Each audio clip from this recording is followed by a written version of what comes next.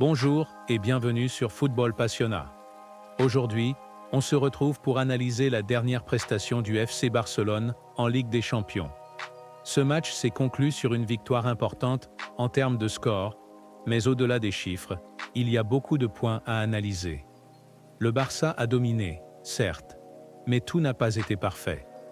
Nous allons passer en revue les moments clés, les points à améliorer et les joueurs qui se sont distingués. Comme toujours, je vous encourage à participer dans les commentaires. Vos avis, vos critiques constructives et vos analyses sont les bienvenus. Et j'y répondrai avec plaisir. L'entraîneur anti-fly a fait le choix de reposer Baldé, sans doute pour préserver sa forme physique pour les prochains matchs importants. Cependant, en le remplaçant par Martin, il a pris un risque qui s'est révélé discutable, et c'est un choix que beaucoup d'entre nous n'ont pas compris. Dans ce contexte de Ligue des Champions, où chaque détail compte, certains préféreraient voir Hector Fort prendre cette place. Martin a des qualités, certes, mais il n'a pas encore acquis la réactivité ni la compréhension tactique nécessaires pour jouer en défense dans un tel contexte. Ces lacunes dans le placement et dans la lecture de jeu ont exposé la défense à des situations dangereuses. Le football moderne repose énormément sur des lignes défensives bien organisées et sur une cohésion impeccable entre les joueurs. Pour une équipe comme le Barça, qui applique régulièrement le piège du hors-jeu et qui mise sur une défense haute, il est essentiel que tous les défenseurs soient parfaitement alignés et synchronisés dans leurs actions. Or, Martin n'a pas été en mesure d'atteindre ce niveau d'exigence sur ce match. À plusieurs reprises, on a pu observer des décalages au sein de la ligne défensive, causés par des erreurs de placement qui ont offert des opportunités à l'adversaire. C'est là qu'Hector Fort aurait pu apporter davantage de stabilité. En analysant la première mi-temps, un autre problème est rapidement apparu. L'intensité au milieu de terrain, notamment en phase de récupération et de pressage. Dans une équipe où le pressage haut et la récupération rapide sont essentiels, chaque joueur doit apporter un investissement total, sans quoi les failles se multiplient rapidement. C'est pourquoi le manque d'implication de Jong sans le ballon a pu être perçu comme une faiblesse. Bien qu'il soit reconnu pour sa vision de jeu et sa capacité de distribution, sa performance sur ce match a soulevé quelques questions. Le jeu défensif d'Hansi Flick repose sur un bloc haut, ce qui expose davantage l'équipe en cas d'erreurs individuelles. Dans ce cadre, chaque joueur du milieu de terrain doit être capable de se repositionner rapidement et de participer activement au pressing. Ou encore, De Jong a paru parfois nonchalant, marchant plutôt que de courir pour récupérer le ballon, ou se placer pour offrir une option de passe. Pour un joueur de sa stature, cette attitude est déconcertante.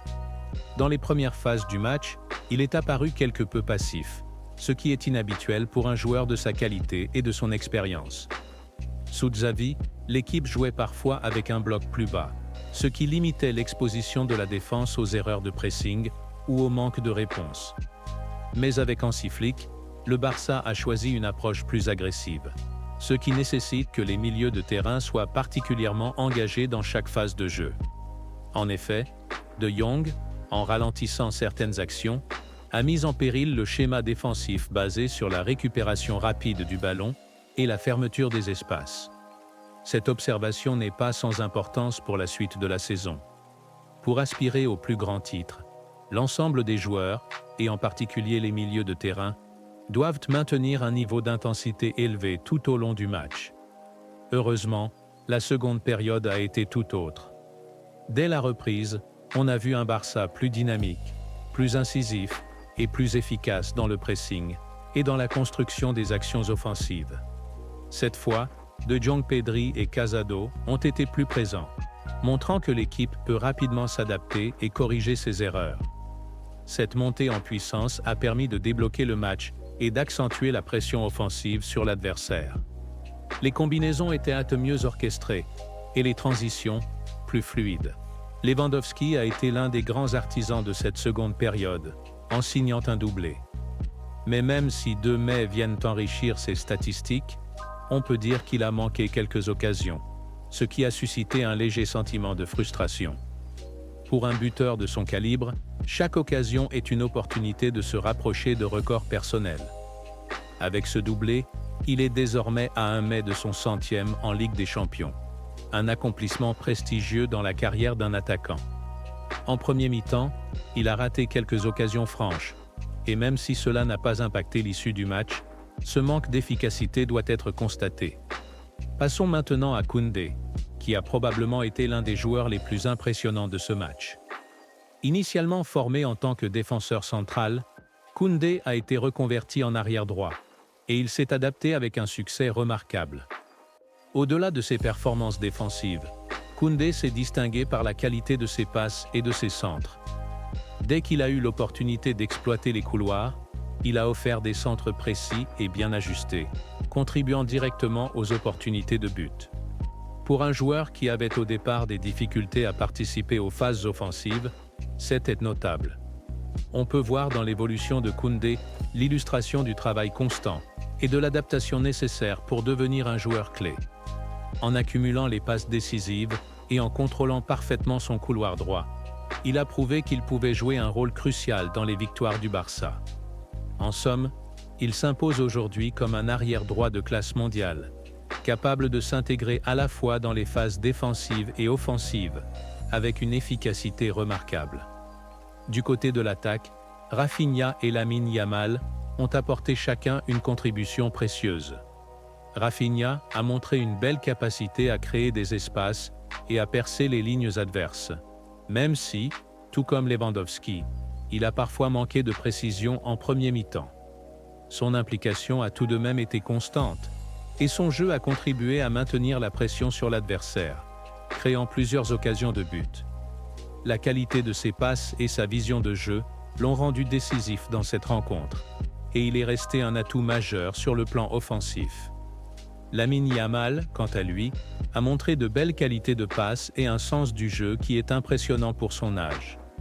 Il a su trouver ses coéquipiers dans des espaces restreints, offrant des occasions de marquer que ses partenaires n'ont pas toujours su concrétiser. Avec un peu plus de soutien de la part de ses coéquipiers, Lamine Yamal pourrait briller encore davantage. Ses capacités techniques et sa vision du jeu laissent présager un avenir prometteur au sein du Barça, et il s'impose progressivement comme un joueur à suivre de près dans les prochaines saisons. Dans l'ensemble, cette victoire est une preuve du potentiel de l'équipe.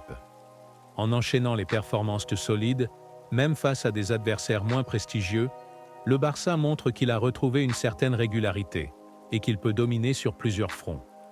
Cette série de victoires est importante pour construire une dynamique positive, notamment en Ligue des Champions, où chaque match compte pour la qualification en phase finale.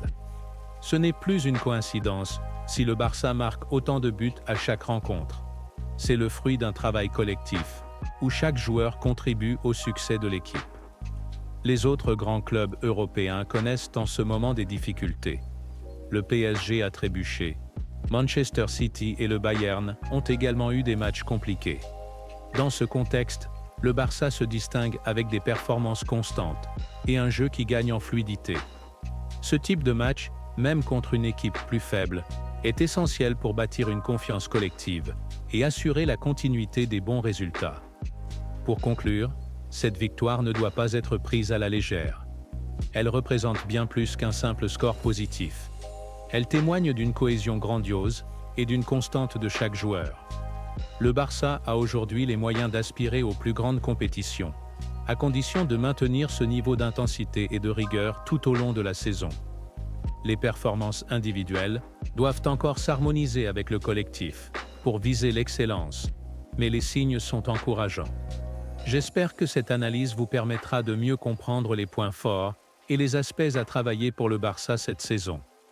N'oubliez pas de partager vos avis dans les commentaires et restez connectés pour de nouvelles analyses détaillées sur vos joueurs préférés. À bientôt et Visca le Barça!